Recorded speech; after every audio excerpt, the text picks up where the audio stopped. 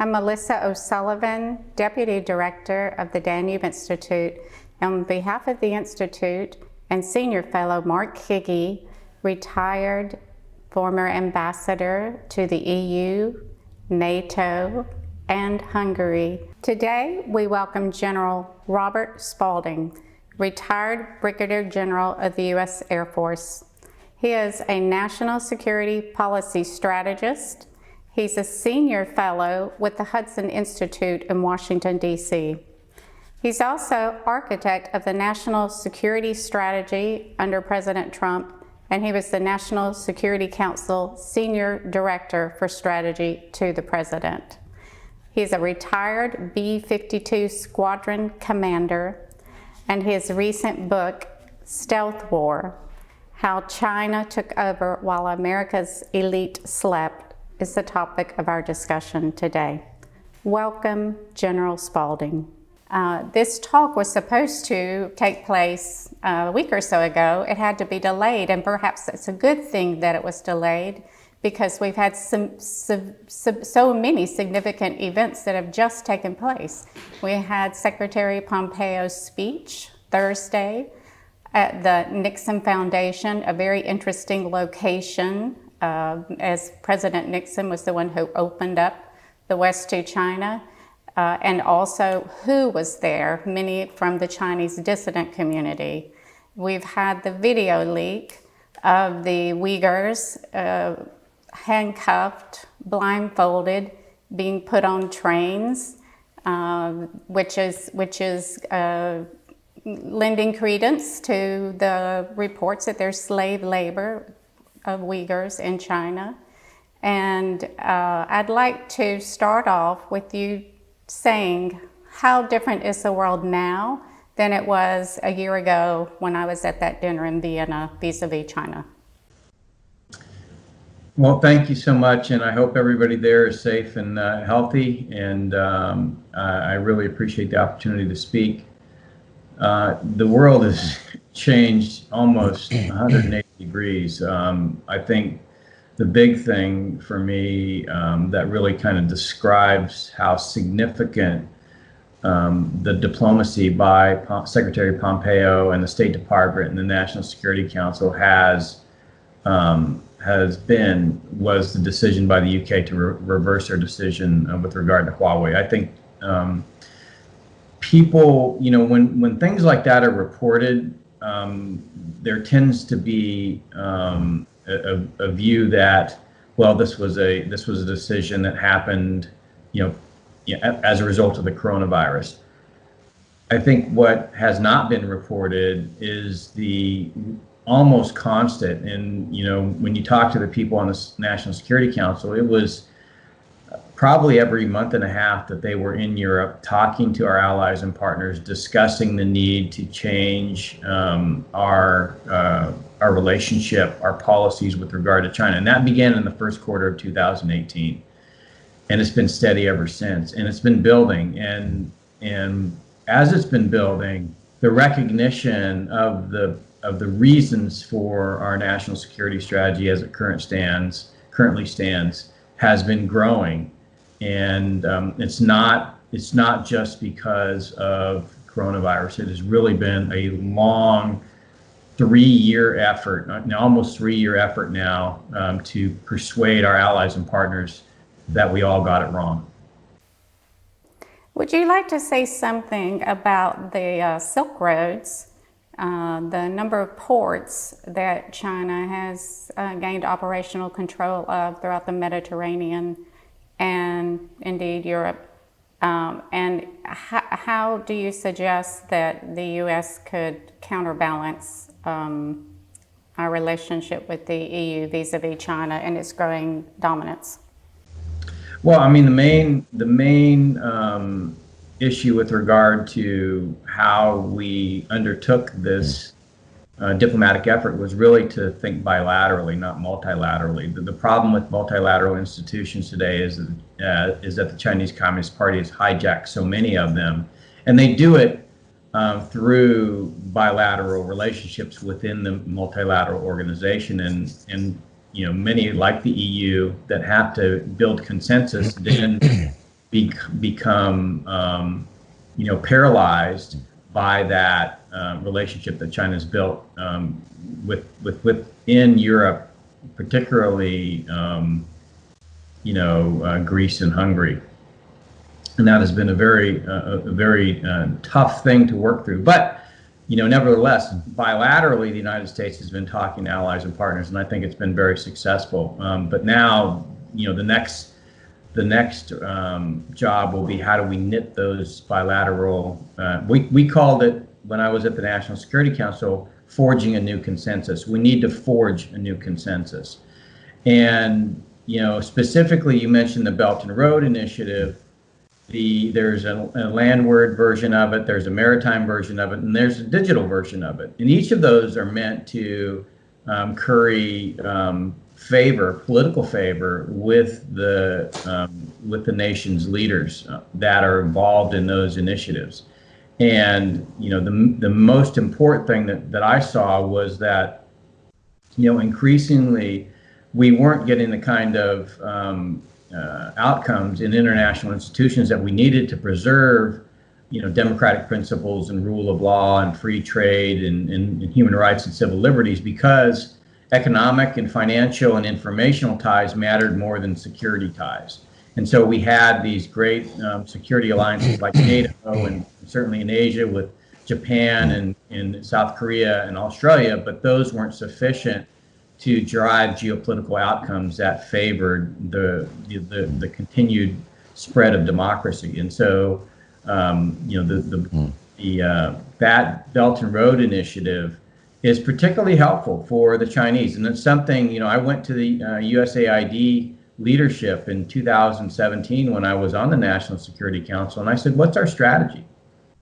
And the truth of the matter is we didn't have a strategy. We had a strategy during the Cold War, and we abandoned it after the Cold War, thinking that it was no longer needed. It was no longer important for us to push principles and values along with economic development, that we could merely let the private sector go off and do that, and democracy would prevail.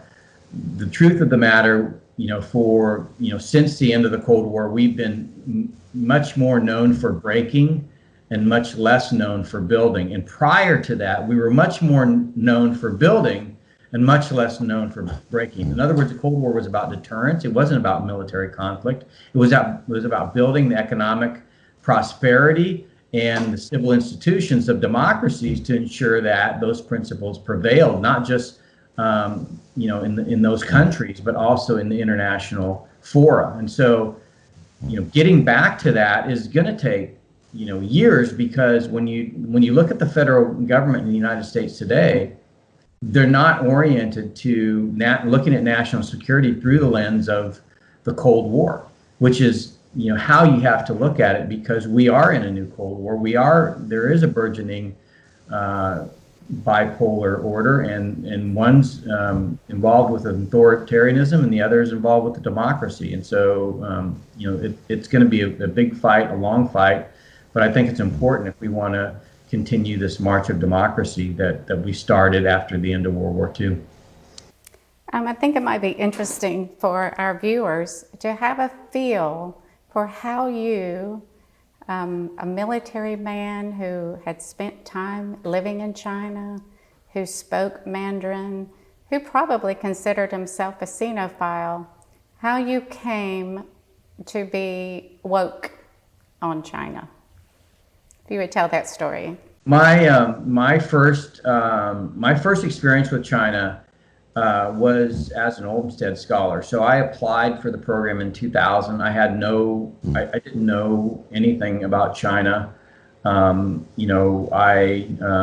I knew that China was going to be important in our future strategically. And so I applied for the program, and despite what I thought was a long shot, I was selected. And that, led to me spending time at the Defense Language Institute, learning Chinese for a year, and then living in Shanghai for 2 years. And I brought my family over, and we just had an incredible time. We got to know the people, the history, the culture, the geography of China, traveled all over, and really loved every bit of it. And I told my wife when we left in 2004 that I wanted to come back and start a business after my Air Force career was done, because it was such a vibrant place. And the Chinese people were so wonderful and inviting, and we love the people and we love the culture. Then, of course, I went back into the Air Force, and that experience led to a series of, jobs within the bureaucracy, and then, as my flying career ended, the Air Force sent me to be a senior military fellow at the Council on Foreign Relations. And there I met a whole host of people that I had never really spent time with, and that was business and financial and industry leaders, and really got a different view of China from the kind of global trade and finance sense. I took those relationships and experiences with me into the Pentagon after that year in New York, and really was the senior advisor on China to the chairman of the Joint Chiefs. There, I was paired with a team of China experts, folks that had been deliberately brought in, all military officers like me that had spoke Chinese, had lived in China, but most of them had been involved working with the government or at the embassy in Beijing, and were foreign area officers. So much more knowledge about the government, about the party. And it was really for 2 years, myself and that team were working to understand the competition with China. And that's where I started to read about the party and the government and understand, that there's 2 constitutions in China. I'd never known that before. I didn't know the structure, the political structure of the country. I didn't understand how they made decisions. These are all things that, as I learned more and more and read things like document number 9 in the Tiananmen papers and really got really heavily involved in the diplomatic effort, because as the advisor to the chairman of the Joint Chiefs, I was responsible for the engagement with the People's Liberation Army that the chairman was required to conduct as a course of his duties. And so it was through that interaction that I really began to understand the party and the governing system, and really recognize that, it was much less, it's a friendly place in terms of the people.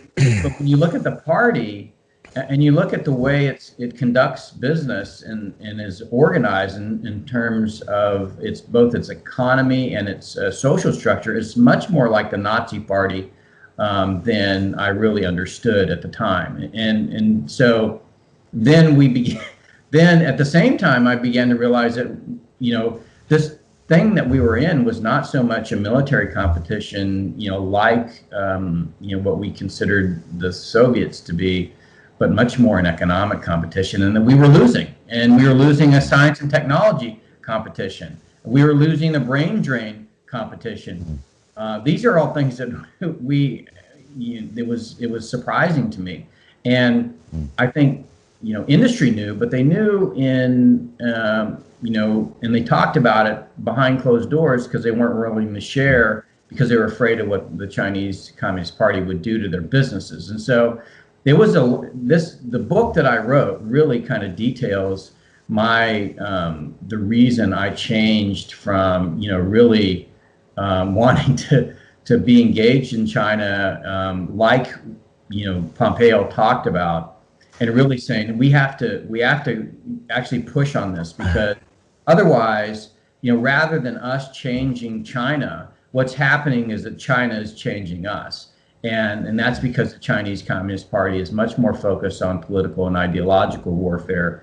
And that's something that, America hasn't really studied, hasn't really prepared for. I was a B-2 pilot. I was at the top of the food chain. I could go nearly anywhere unopposed in that aircraft. And yet, what was happening is that our society, back home, my kids were being bombarded by this alternative view of the world that said that authoritarianism provided a better life for people, and we should think about embracing it. And then as I worked during that 2 years for the chairman, I met with so many senior business leaders and financial types, and it was surprising to me to see the number of very wealthy Americans that believe that China's system, China's governing system was better than, democracy. And then I realized that we had a big problem on our hands. And so we started to work on a counter strategy. And the counter strategy that, that the national security strategy represents comes from that effort, because not only were those people engaged when I got to the White House in 2017, but one of them, Matt Turpin, came in behind me as I left the National Security Council to begin to implement the strategy. So this has its roots in the Pentagon in 2014, in those 2 years where we intensely studied and debated our relationship with China. Now, in 2014, it was really 2015, the beginning of 2015, when I started to brief the senior 4-stars in the military in the United States, and people like the Vice Chairman of the Joint Chiefs and the Deputy Secretary of Defense.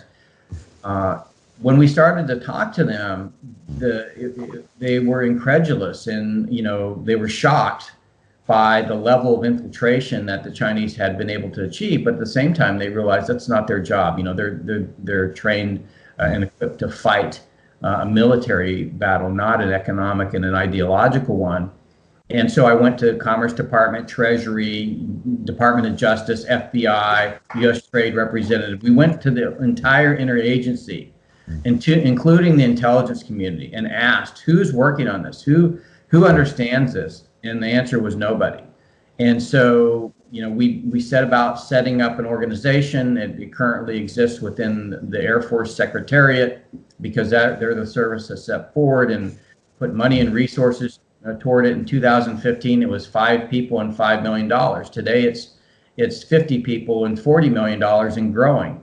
And they've got more PhD economists than the U.S. Trade Representative. It's really about understanding the implications for our society. So this thing has been going on for a long time. I know people want to think that Secretary Pompeo's speech is kind of a flash in the pan, and there's all kinds of op-eds that'll tell you that the China hawks in the Trump administration are driving this. No, the bureaucracy is driving it, because the work, the foundation that we laid in the bureaucracy at the working level to begin to have a different point of view, and I think it's been very, very successful. Mark, would you like to hop in? Sure.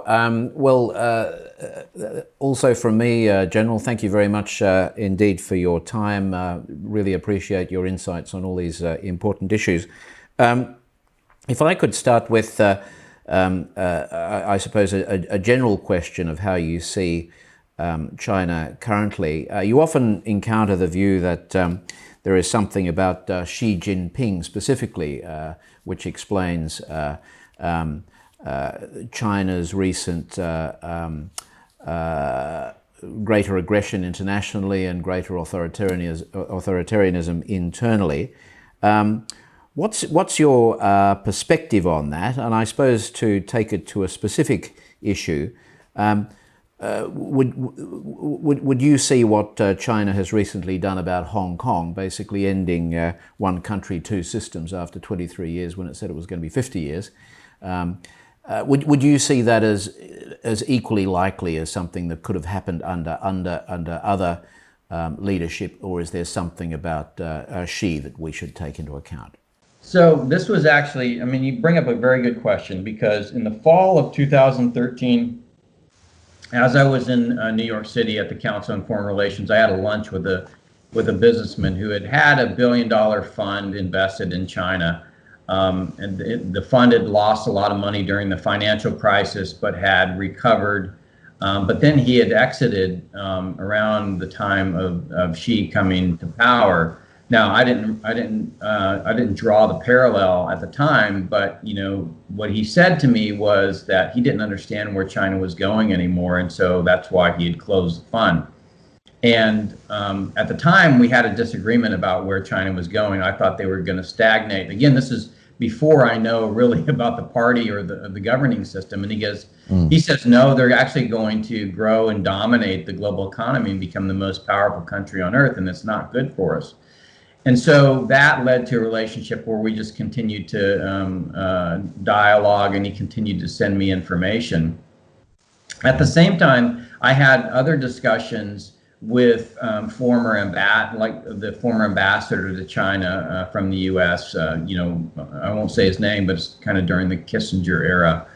And at the time, I remember during the discussion, I was of the opinion that Xi was going to clean house, and then because his father was more of a democracy supporter, not democracy supporter, but more of a reformist, that then he would relax power after he had cleaned up. So at the time, and I remember this ambassador telling me, he said, "No, she's a dictator." And so those experiences stay with me as I've kind of witnessed the subsequent actions taken by the Chinese Communist Party. So it is very much about Xi Jinping. It's very much, but it's more so about the Chinese Communist Party, because the reason Xi Jinping's there is because Xi Jinping is more, believes more in the party than probably anybody else in the party. And he is the party. And he fervently subscribes to its tenets and its principles, and the idea of that socialism is, particularly Chinese brand of socialism, is a better organizing philosophy for society. So I do believe that everything we can say is tied to Xi, but it's also tied to the party. You can't separate the two. You can't say if we just get rid of Xi, we've got we've solved the problem, because Xi essentially epitomizes what the party believes and does so unabashedly. So I actually find, particularly subsequent to the aftermath of the coronavirus, and we can talk about that the party is much less dangerous in its current form, and much more dangerous in the form that Deng Xiaoping envisioned, which is one where the party itself kind of hides behind this veneer and portrays itself as something that it's not. I think when it does that, democracies have a very, very difficult time dealing with it. Thank you. You mentioned we can't go too far into this interview without getting on to COVID-19. I wonder, in relation to that, firstly, would be very interested in where you think this virus came from. I mean, there have been a range of reports, speculation. Some that came out of the US a little while ago thought that it might have leaked from a laboratory. Some even claim that it was man-made, although that seems very much a minority view. What's your sense of where this thing that has so wrecked the world come from? Well, before I give you my opinion on the origin of the virus, I think it's more important to kind of focus on the pandemic itself, because when you look at the actions of the Chinese Communist Party from Xi Jinping's own mouth, and from news reports and reports in China, where it's clear that the pandemic itself was created by the Chinese Communist Party. Xi Jinping himself says that he was in charge in Wuhan on the 7th of January. Now, I was in China as a defense attaché and negotiated the return of a UUV stolen in the South China Sea in clear view of our ships in December of 2016, and negotiated that transfer of the UUV back to U.S. authorities out in the South China Sea. In doing so, I witnessed the incredible, command and control that Xi Jinping had over the military at the time. He was directly in charge, down to the ship captain in the South China Sea. And so, in a way that, quite frankly, we couldn't match in the U.S. So that really told me a lot about when she was directly involved, he was directly involved, and everybody at the local level or at the tactical level knew his intent, knew his strategic intent. And so if he says he's in charge on 7th January in Wuhan, he's in charge. And because of everything he's done, both in the reform of the PLA and the reform of the party with the anti-corruption drive, he's in charge. So until from the 7th of January to the 23rd of January, it's very interesting that they both suppressed any knowledge or transmission, in terms of to the World Health Organization or any other international body, the knowledge of human-to-human transmission when it's clear they knew. At the same time, he ordered the transition of a net export economy for PP and masks to a net import economy of PP and masks in China, and the lockdown of those supplies around the world through proxies. And then, finally on the 23rd of January, they locked down, but, 5 million people travel out of Wuhan prior. So, what's the motivation? That I can't speak to. My sense is the reason they did it is because they saw that they were going to deal with the economic catastrophe in China and didn't want to be the only ones that dealt with it. So it's clear that they created the pandemic. Now, on the origin of the virus, they claimed initially that it came from a wet market. I think there's facts like the fact that Shi Zhengli, the bat lady, was doing gain of function coronavirus, bat-related coronavirus research in the P4 lab. Our State Department notified headquarters in Washington of a concern about safety precautions that were taken in that P4 lab all the way back in 2018. So when you look at kind of the evidence that we have, and this is because we can't get investigators into China to investigate the lab or do any kind of forensic investigation, I don't think we're going to know the origin of the virus. But my hunch is, based on everything that we know, is that it's probably related to the viruses that she was collecting in bat caves and working on in the P4 lab, and that somehow that got out of the lab. Do you think there's any chance that the WHO investigation will come up with anything credible related to all of these questions?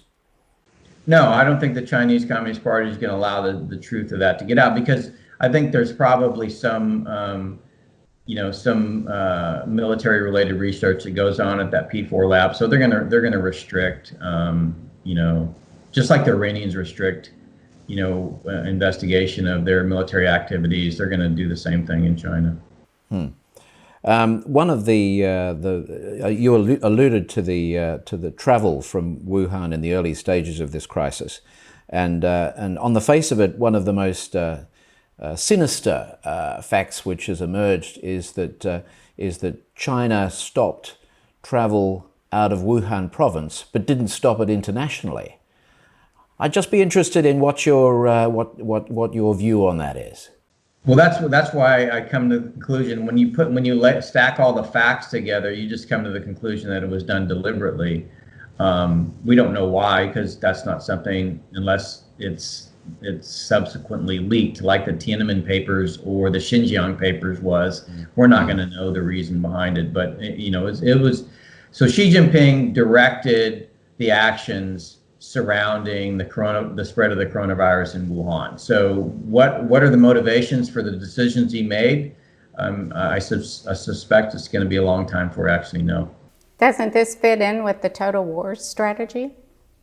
It does, and when you look at page 145 of, I think it's 145 to like 148 of unrestricted warfare, and you talk about the combination of different warfares, biological warfare, ideological warfare, media warfare, political warfare. The interesting thing in the aftermath of the coronavirus that really, I think, leads to an acceleration of our diplomatic efforts abroad is, and the reason why I believe today we are at a stage in this relationship where I didn't think we'd be until like 2023. And that is because the Chinese Communist Party begins this wolf warrior diplomacy, and then they began this disinformation and media campaign that goes from looking like the Chinese to looking like the Russians. And it just shocked me because it's not what they do, and it is what the Russians do.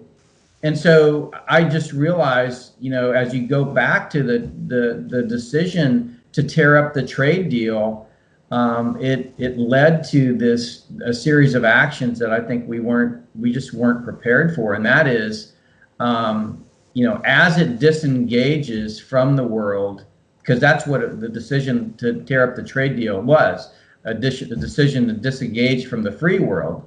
As it disengages from the free world, it's going to fight a campaign to exact as much, I think, pain on the free world and disruption as it can, while at the same time delaying the democracy's ability to protect themselves from the Chinese Communist Party. So, it's doing a lot of the same things. Trying to continue to have access to capital markets and science and technology and talent, but at the same time, it's also sowing dissent and fear and division, using resources far, far more vast than the Russians could ever bring to bear. Mm-hmm. The European Commission took the interesting decision a few weeks ago to come up with an essentially safe list of countries for which it recommended member states accept visitors from, and it included China if there was reciprocity, but it didn't include the United States. Now, this presumably was based on acceptance by the European Union of China's official figures for the virus, the cases, the number of deaths. What's your view of how reliable or otherwise China's official figures are? Well, it's funny because Europe, particularly Eastern Europe, is very aware of the release of the archives when the Soviet Union collapsed, and they it's clear that things were hidden and they weren't getting the true story, and so there's plenty of evidence about that. So it's very interesting to me how Europe could not understand that that's exactly the same system that exists in China. And I really believe, and this is why I think decoupling is our only option, because we don't know the truth, and we can never know the truth because the nature of that type of system is to obscure the truth. So your hunch is that the figures are radically understated? Oh, absolutely. I mean, I can't even begin to tell you what I think the figures are, because the system is designed to hide them. But I definitely think they're radically underreported, just like they were during SARS. By the way, this is why Taiwan and many of the Asian countries fared so much better with the coronavirus, because they didn't believe what the Chinese Communist Party was reporting, and they actually acted on their behavior, not on what they were saying. This is a problem with, and it's a key vulnerability that the Chinese Communist Party preys on, this tendency by democratic societies to believe what the governments say about, anything. And we don't understand that authoritarian or fascist regimes don't deal in truth. Mm-hmm. I wonder if we could now move on to the Uyghurs, which Melissa mentioned. I mean, this story is extraordinary in that this is a human rights outrage on a vast scale, which China appears to have been getting away with over an extended period. Going back to my earlier question about Xi Jinping, is it your view that this situation with the Uyghurs, their imprisonment and so forth, has this got worse? Has this got worse for the Uyghurs under Xi Jinping? Well, I think it's Xi Jinping's policy.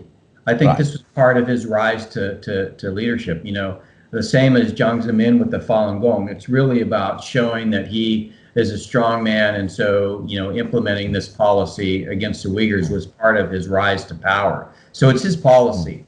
That clearly comes out in the Xinjiang papers. So there's no doubt that he's responsible for it. I think the tragedy. The terrible tragedy, this is for America, is that, in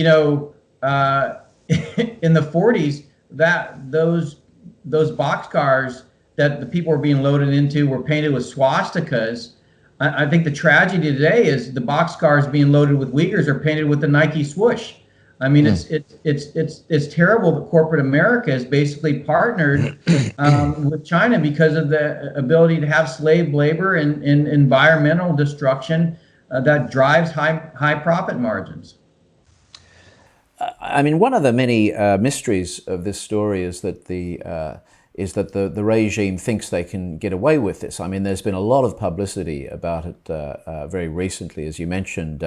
A lot of information now leaking out about companies using slave labor. I mean, this seems amazing just to say it.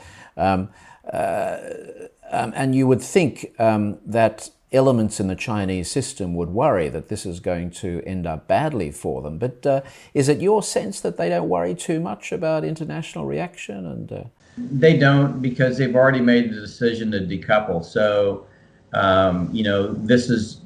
They're going to deal with it. They're going to deal with it by lying and obfuscating and trying to delay the inevitable, which is a decoupling from the free. I mean, this is how we beat the Soviets, with COCOM, export restrictions, basically cutting off access to innovation, technology, talent, and capital from free societies into that closed system.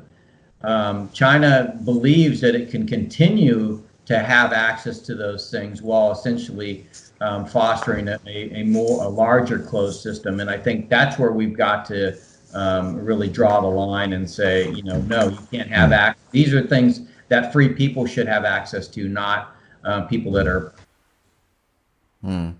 It shouldn't surprise us, I suppose, that Western anti-racism activists completely ignore this, as they seem to do with huge hypocrisy. But I suppose the one surprise, you may have a different view, is that China doesn't get into any trouble around the world from Muslim countries. I mean, it is extraordinary that Muslim countries just do not make this an issue. What's your view of that? Well, because Muslim countries are authoritarian countries. They're not democracies. And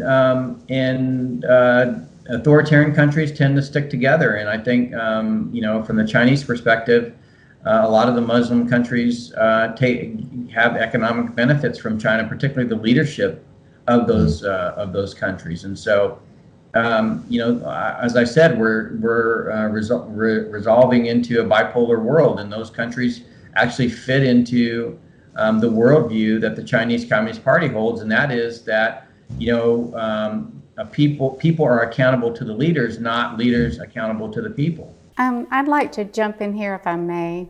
First of all, I was remiss in not recognizing that you're also a senior fellow with the Hudson Institute, from where you're speaking today.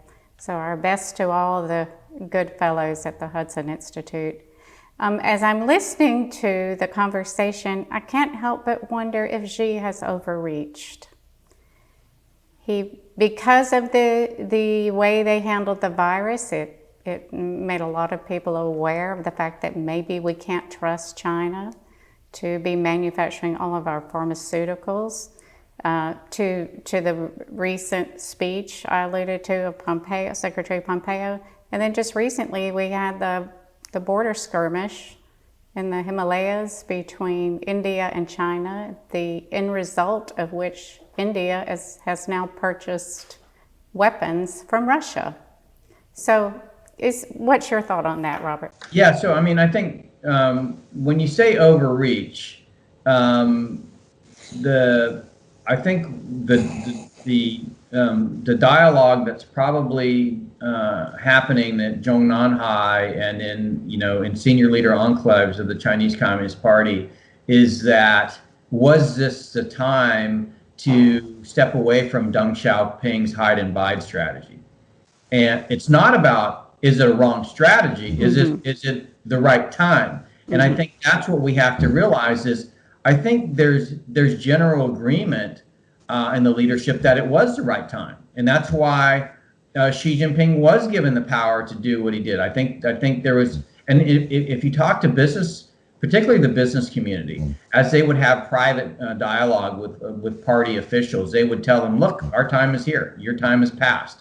So I do think that the Chinese Communist Party believes, I mean, there's a few probably that believe that maybe they should have waited a little bit longer, but by and large, I think they would agree that they have the technology they need, they have the infrastructure they need. Remember, what Deng Xiaoping was trying to do was trying to grow China's economic prosperity so that it had the wherewithal to continue this battle or perfect this battle with democracy. And so I think I don't think from their perspective they have overreached. I think that it is precisely the right time to do what they're doing. I think, but at the end of the day, we're going to have to prove it. We're going to have to prove democracy and free trade is better than what they built. And they have a lot of adherents. Even amongst the democracies, they have a lot of adherents that believe democracy is not well suited. And that's primarily, I believe, because democracy still hasn't reached its true vision of providing universal rights for everybody. I think it's as in our Constitution, we strive for a more perfect union, and it's a work in progress all the time between the forces that would want to create very monopolized industry and that essentially drives more wealth to certain individuals and then really collapses the ability of the working class to benefit in that. And I think in doing that, we open ourselves up to this argument from the Chinese Communist Party that their system is better. And that's why, when I think about our strategy, it's about protect, rebuild, and inspire. And the inspire comes because we show people that living in a democracy is better. But in order to do that, the people that live in a democracy, particularly those that are less fortunate, have to believe that it provides them the means to rise above their current station. As long as we can build that, then we're going to have a very easy competition. But it is going to take a long time, I think, to convince those on the fringes that China's model is just not good. Right now, they think it is. I wonder if I could raise Taiwan, which we haven't mentioned so far. I suppose one of the reasons China was prepared for a while to put up with one country, two systems with Hong Kong was that there would have been some who thought there was an outside chance that this could be used to seduce at least some in Taiwan to some kind of resolution. But of course, there's just no hope of anything like that now. Do you think the situation in relation to Taiwan has become more dangerous as a result of Hong Kong, and how do you see the prospects there? I think it has. Xi Jinping. I think his most important legacy is the return of Taiwan into the Chinese Communist Party fold, and I think he won't be satisfied until that happens. I think we're on a timeline that's dictated by the party and the willingness of the party to sacrifice its connections to the West. So I think we're have a more dangerous time. A year ago I wrote that China was going to take Hong Kong, and it has.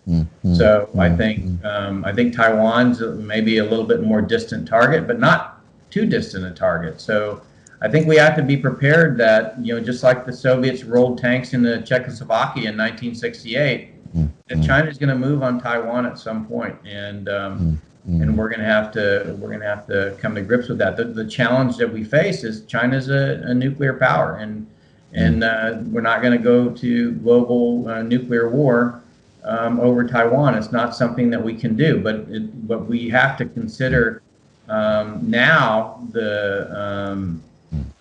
how we can help Taiwan and help the region really create a deterrent effect for that effort. I just have one final question, and that is in relation to the two Canadians that were imprisoned by China in clear retaliation for what the Canadians were doing about that senior Huawei executive. I don't know if you noticed it, but the Australian government recently issued a modified travel advice for China that said basically, if you go to China, there is a risk that you as an Australian national will be taken hostage arbitrarily by the regime. I'd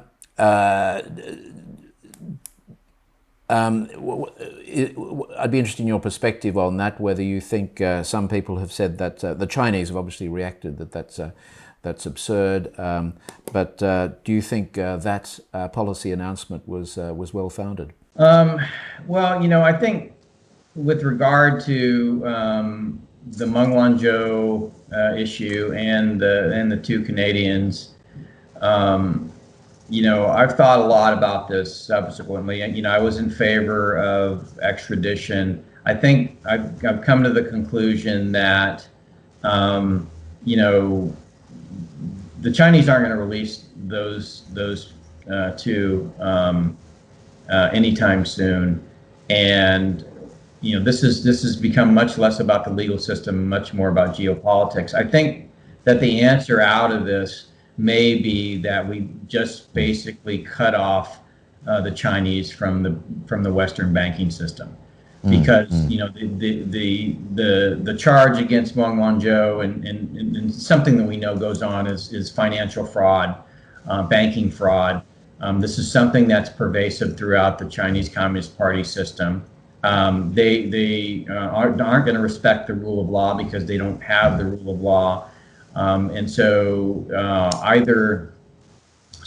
one option that the United States could do, say, okay, we're going to stop the extradition request for Meng Wanzhou, so that Canada can get their two people back. But at the same time we stop that, we're cutting off all access for Chinese banks to the U.S. financial system. And therefore you would basically create the kind of effect that I think needs to happen, and at the same time allow for the Canadians to come home. What would be your advice to American citizens thinking of traveling to China once it becomes possible again? Oh, I've already been consulted about. People have asked me, should they go give a speech in Hong Kong? And I said, no, absolutely not. I mean, it is extremely dangerous for Westerners to go to China, because this decoupling is accelerating, and as it accelerates, China's going to be much more like the Soviet Union was than. You just see recently the policy with regard to the teachers, and what they're the teachers now, foreign teachers there have. Are going to be indoctrinated and have very strict rules and can be punished. I think it's very dangerous for Westerners in China, because we don't know where the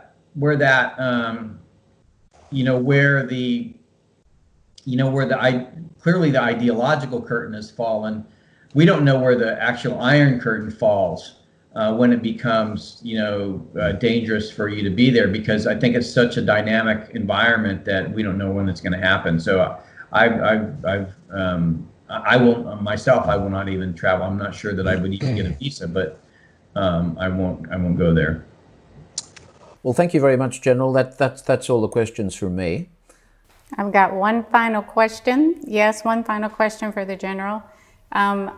I've been watching the rise of China since the 80s, when I first became aware of the unbolting of the tool and die lines and them being shipped to China. I was in a stock club in the 90s, and one of the members said, China's a beautiful flower and it's going to open up to Western capitalism and democracy will flourish. We've all been increasingly dismayed, concerned and now horrified at what modern day China looks like. And President Trump is the first US leader in my lifetime to actually push back against it, not only with this rhetoric, but with this policy. So my question is, what happens to the US-China relationship under a President Biden?